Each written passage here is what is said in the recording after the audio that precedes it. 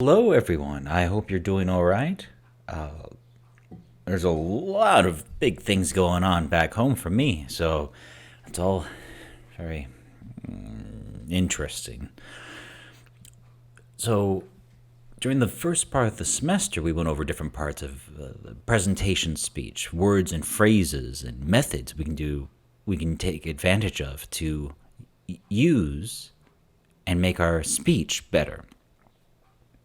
And then during this tail end, we're going over more the nitty gritty of English and why things are the way they are in English. Last week we talked about the influences on the English language and a bit into slang. And today we're going to go back. I'll talk a bit about global Englishes, and we're going to talk about the two major global Englishes. So there's a lot. So when we talk about the English language, there's lots of variations, and today we're going to examine the two big and the most popular variations. First, we don't have a lot of semester left, so I'm really sorry to not be able to meet you in person. This is the first time I've done this video on demand lectures, and even if it's over, the video chatting things like Zoom or Skype, I don't enjoy them, and so it hasn't been a fun semester, so to speak. In our regular schedule, there's another big project, but I don't think that's a good idea, and I don't want to make it too big and too stressful. So I don't think we're going to have a big project or test at the end of the semester. I want to make it a smaller method of evaluation, a smaller thing. So I'll get back to you on that. But nothing too stressful, I hope. So today we're going to look into the different types of English. And the two big types we have with GAE and RP. GAE is American English, is what we call General American English, and RP stands for Received Pronunciation, and that is the declared standard of British English. Even though there's lots of regional and ethnic variations and accents, these are the two main ones. When you watch the news, if you watch an American news broadcast, they are speaking most of the time in General American English accent, in that they have much flatter accents. And RP is, if you think of the rich, highly educated, high class English, that's the received pronunciation. Okay, so so there's an old saying that America and Britain are two nations divided by a common language. And it's kind of true, because it happens a lot. Even though we're speaking English, there's enough differences to get a little confused on. And so you will hear that some people speak American and not English. So we're going to examine the differences between British and American English, and that will allow us to better understand the different regional dialects and accents, which will get really fun, because how we talk really is part of our identity and an expression of culture, as it is in Korean. We can easily identify people about where they're from based on how they talk. The different satori's of Korea, even though they're not as popular now as they used to be, it was a mark of regional identification. Okay. So first, the most obvious example is vocabulary. This is the most noticeable one. The front part of the car, if you drive a car, there's one part that pops up, so you can see the engine and put different things in there. In British English, they call it a bonnet, Americans, we call it the hood of the car. Same thing, different words. Americans tend to go on vacation. British people go on holiday or holidays. Holidays, they'll use both. holiday in America is reference to individual days, like Christmas or New Year's, Thanksgiving, things like that. But an extended time where you're off from work or school is called a vacation. So in America, we have apartments, and people in England have flats. They're the same thing. They're not houses. So same thing, but different words. There's lots and lots and lots of differences in vocabulary. Here are some easy examples. In British English, we have biscuits. Now, the British biscuit is the American cookie. The American biscuit is like the British savory scone. So it gets a little confusing there. In British, we have the boot, which is the of the car, and the American trunk of the car. It's the back of the car that is the storage compartment for things. British chips, American French fries or fries. British crisps, potato chips. Lorry, truck, heavy trucks in particular, the big ones. Motorway, freeway or highway. So even though usually through context you can guess what people are talking about. But this is the same language, but we use different vocabulary words in certain contexts. So it's something that's usually not a big problem for most people. They can figure out what somebody's talking about, but they might get made fun of. That happens. But then we get into grammatical differences, and that's where it gets a little more interesting. So collective nouns. When we use collective nouns to refer to a group of individuals, so a group of things. In American English, collective nouns are singular. So staff refers to the group of employees. Band, a group of musicians. Team, a group of athletes. So the band is good. The band won. In British English, it can go both ways. Collective nouns can be singular or plural. So you might hear someone, the team are playing tonight. The team is playing tonight. So we see here the team are. We use are for plural things. But this is completely correct in British English. Or the team is. Me as an American, I want to say the team is playing tonight. But in British English, you can use collective nouns in the plural sense in a grammatical context. So that's something. Auxiliary verbs are also different. So remember, auxiliary verbs, as we remember, are the helping verbs that help form a grammatical function. So they add some information about time, modality, and voice. So the auxiliary verb shall, British people sometimes use the shall to express the future. So the example given, I shall go home now. I shall go home now. Americans don't use shall very often, and it's quite formal. This is very true. I didn't use the word shall. I read it in stories. You know, if you read The Great Gatsby or Pride and Prejudice, it seems like an old-fashioned word that very formal people who always wear suits and tuxedos, those kinds of people use the word shall. But growing up, I used the phrase, I will go home. I will go home now. So British people can use the word shall to express the future, like how Americans would say, I will go home now.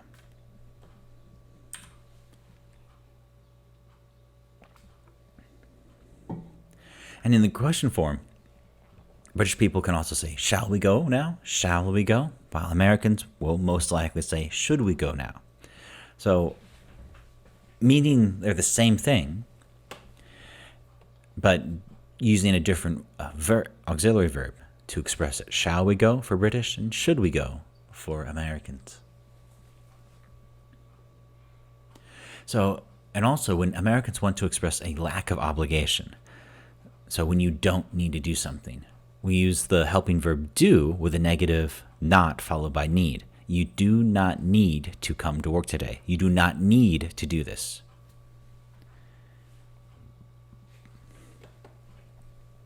You don't need to do your homework tomorrow. Things like that. But British people drop the helping verb and contract not. So you needn't come to work today. You needn't do your homework tomorrow. So if somebody says this, it's perfectly understandable, but it's not something I would naturally say. And if I say this, you do not need to come to work today, a British person would understand, but it wouldn't be perfectly natural for them. Okay. And then we get into past tense verbs, something where it becomes a bit awkward to listen to each other. So when we talk about the past forms of irregular verbs. So in American English, the past tense of learn is learned. British English has learned or learnt, as well as dreamed and dreamt, burned and burnt, leaned and lent. So basically, you'll see a lot more of the ed ending in American English, and British English, you'll see a lot more of the t ending.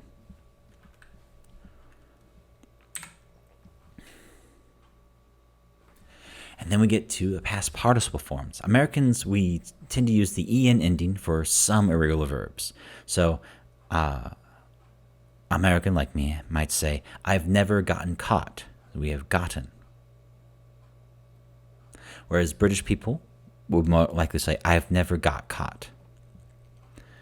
So Americans, we use both got and gotten in past participle. British people usually, not 100%, it's not, with language, as we have to remember, language isn't 100% kind of thing. It's not like science or math. So British use the word got far more likely. And something to bear in mind, it's perfectly understandable if you use one way or the other. It's easily understandable. It's just small differences. However, British people tend to be, because the language originated with them, as they maintain, that the American way is incorrect. But that's not a serious thing. But something you'll need to be aware of when you're going around, traveling around in different places around the world. No one's going to really care that much, but I want us to understand that there are differences in English that I'm sure you've seen, but I don't know if you were taught explicitly, maybe in high school, that there are differences. And so when you take tests, depending on what kind of test it is might be better to use one form or the other. Tag questions is another example. It's a grammatical form that turns a statement into a question. And especially like, this whole situation is unfortunate, isn't it? This is the tag question, isn't it? Or, you don't like him, do you? And here we have the tag question, do you? Tag includes a pronoun and its matching form of be or have or do.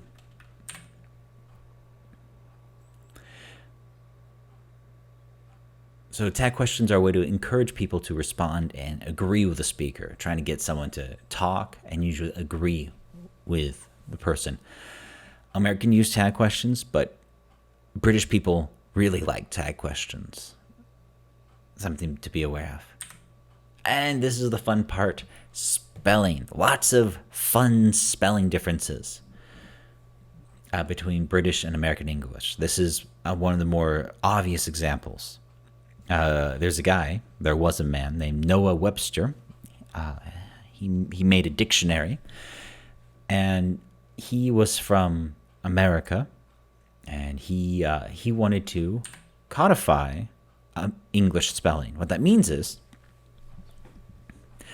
before Noah Webster, there was no really one way to spell a word. You would write it down, and if someone else could read that and understand it, then it's correct. English was very much a more spoken language for a long time. People didn't use it for writing. They used Latin or French. They used other languages for writing. Until about the 1700s, then people, writing more and more books, more novels, and things like that. Before, they would write it, if they're writing something, they would write in Latin, because if you could read Latin, you could speak Latin. That was the educated language. So if you were writing something down in English, spelling wasn't important at all because there was no correct spelling. As if you could understand, if other people could understand what you were writing. Noah Webster did not like this because people had newspapers by then. And, you get up and you read the newspaper of the day and they'd spell the word caught, C-A-U-G-H-T, they would spell it 4 different ways in a single article. And he's like, that's not right. You choose one way and just do it. So he made a dictionary. And since he was American, he wanted to declare independence, so to speak, not just, politically from making a new country, America from England, but changing the language to make it an American English. So instead of following England's example in English, Noah Webster wanted to make an American English quite deliberately. And he wanted to spell words the way they sounded. So, if you go to the United States, color, C-O-L-O-R, color. But if you go to England or Canada, Australia, South Africa, and other places, you'll see C-O-L-O-U-R, but pronounced color. So Noah Webster, he would have a problem with this because he would say colour. Well, that's not how we say the word. So get rid of that U so it makes it easier. That's what his thinking was. So honor, so basically with honor, labor. These words are all pronounced the same, but in British spelling, there's an extra U. And so he dropped out a lot of U's from words. He wanted the spelling to match the pronunciation. There's other words as well. Even the names of letters. The last letter in the English alphabet, the Z letter, what do we call that? In America, we call it the Z, but in British English, they call it the Z. So it's an example, actually, where even though Koreans have learned American English, a lot of Koreans say Z because it's a lot easier to say and understand for Korean speakers, because Z is easy to get confused with E with the lack of the Z native sound. So if you say Z, it's easier to understand. So there's lots of small differences between, but really, the differences are exaggerated. If you go online, you can find lots of British comedians making fun of American English because Americans are stupid. That's the effect of the joke. It's very easy jokes to make, and British people everyone likes feeling smart, so you find an easy common target. And for British people, Americans are a target they can make fun of, and it's perfectly fine. But it's something that, now I'm thinking about it. I'm thinking Americans make fun of British English as well, usually in the amount of unnecessary use in words, but that's fine. Next week, we're going to get deeper into things. But something to bear in mind, that Americans and British people can watch each other's television shows and read books and sing songs. That's one thing that happens in the past. For a long, long time, the only really foreign musicians and artists, singers that Americans could listen to were British, the Beatles, Rolling Stones, a lot of rock bands that came from outside of America and they got popular in America were British because we could understand them. That's really only changed very recently in broader terms. There's always been some exceptions with English speaking artists, but not really until K-pop that you had popularity grow without catering to English speaking audiences. BTS got very popular in America, despite not making efforts to change their appearance and change their style for the American audience. That's something that the Wonder Girls didn't do. And the Wonder Girls didn't succeed as much in America as BTS. Psy as well. He was very much a one-hit wonder around the world because of Gangnam Style, and nobody really got the message. It was just a funny, hey, look at the funny-looking man do a funny dance and do funny things. It was much more of a comedy thing, not the satire. Message was lost. So next week, we're going to get into a lot more about regional dialects and class dialects and accents. I don't like speaking accents. I'm not good at it.